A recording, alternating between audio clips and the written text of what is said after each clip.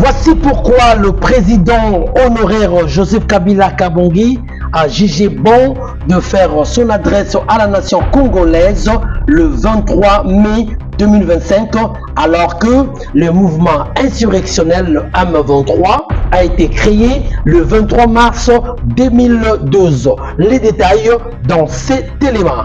J'ai décidé de briser le silence parce qu'au vu de la situation que traverse notre pays, continuer à me taire m'aurait rendu poursuivable devant le tribunal de l'histoire. D'abord, ce retour de Joseph Kabila Kabange sur les devants de la scène intervient alors que l'ancien président a récemment rompu son silence lors d'une adresse à la nation le 23 mai dernier pour critiquer sévèrement la gouvernance de son prédécesseur Félix Antoine Tshisekedi. Il a accusé le pouvoir en place de corruption, détournement des fonds publics et dérives autoritaires. Il a également déploré l'insécurité persistante dans l'est du pays et a proposé un pacte citoyen axé sur 12 points censés ramener la stabilité et le développement en République démocratique du Congo. De son côté, l'ancien gouverneur du Nord Kivu, ex-collaborateur de Joseph Kabila Kabange et actuel ministre du Commerce extérieur de Félix Tshisekedi, Julien Paluku n'a pas entendu de réagir aux propos de son ancien patron Joseph Kabila Kabange lors d'une séance de briefing presse organisée le mardi 27 mai 2025 à Kinshasa, en lui posant 12 questions clés dont certaines à forte charge symbolique et politique. Première question. Est-ce le fils de son père? Le président Laurent Désiré Kabila, assassiné en 2001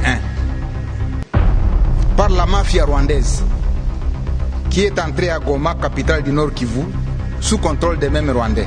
Ça, c'est la première question. Faites parvenir ces questions aux journalistes qui sont à Goma. Deuxième question. Est-ce le fils de Musée qui a relancé le dialogue de Sun City en 2002 et qui a ramené les rebelles près de lui en acceptant la formule 1+4. Amenez cette deuxième question à Goma. Troisième question. Est-ce le fils de Laurent Désiré Kabila qui a affronté et vaincu l'insurrection de Gilles Moutebousi et de Laurent Kunda en 2004 à Bukavu? Quatrième question.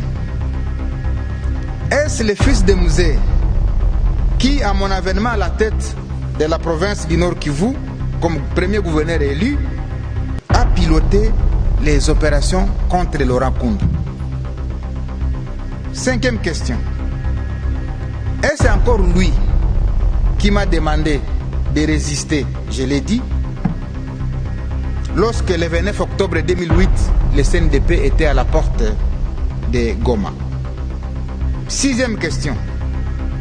Est-ce le fils de Musée qui, en janvier 2009, a demandé l'arrestation de Laurent Kunda par l'armée rwandaise et accepté l'arrivée de cette même armée au Nord Kivu à travers l'opération Umoja Wetu, je l'ai dit, du 25 janvier au 25 février 2009, et consécutivement, est-ce le fils de Musée qui avait demandé au président de l'Assemblée nationale de l'époque de démissionner parce qu'il n'était pas informé de l'entrée des troupes rwandaises? Septième question. Est-ce le fils de Musée qui avait demandé à son ministre de signer les accords de paix le 23 mars 2009, lesquels accords sont à l'origine de la création du mouvement M23? Huitième question. Est-ce le fils de Musée qui a ordonné au général Etumba de concevoir l'opération Pomme Orange qui a mis fin au M23 le 5 novembre 2013, d'où mon arrivée le 6 novembre 2013? Neuvième question. Est-ce le fils de Musée qui a radié les officiers M23 de l'armée pour qu'ils se retrouvent aujourd'hui à leur côté pour sa sécurité. 10e question que vous allez amener à Goma. Est-ce le fils de Mouzé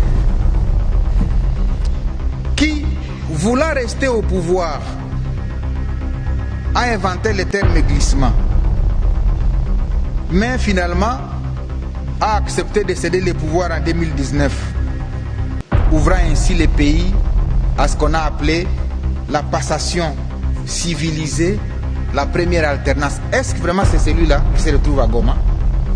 11e et avant-dernière, parce que je vais parler en 12 points aussi, 12 questions.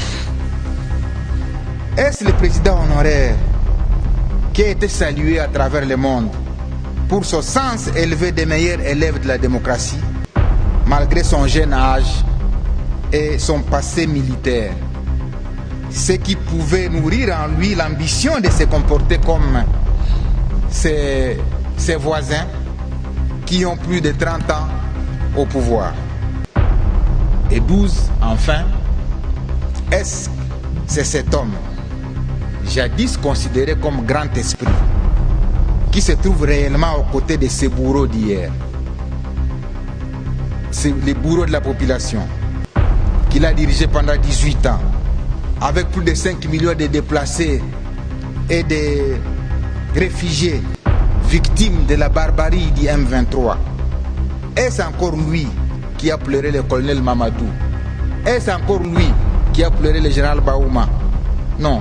Est-ce encore lui qui se souvient qu'il y a eu 10 000 morts à Goma, qu'il y a eu 5 000 morts à Bukavu? Est-ce encore lui? Voilà les 12 questions que j'ai voulu ramener. Quelques jours après son speech à la nation, ex-sénateur à vie, Joseph Kabila Kabange a entamé des consultations dans une de ses résidences située à Kanyogota, au bord du lac Kivu, où il a reçu des représentants de chefs religieux dans le cadre de ces rencontres, qui visent à recueillir les préoccupations et les propositions des forces vives face aux défis sécuritaires dans l'est de la République démocratique du Congo. Tout ce que vous pouvez retenir est que l'ancien président de la République nous a appelés pour exprimer son souhait de voir la paix revenir dans cette partie est d'abord et dans l'ensemble de l'étendue nationale de notre pays. Et son souhait est que la paix soit restaurée, la cohésion nationale, mais aussi les vivre ensemble. Voilà de façon brève ce qu'il nous a dit dans ce message.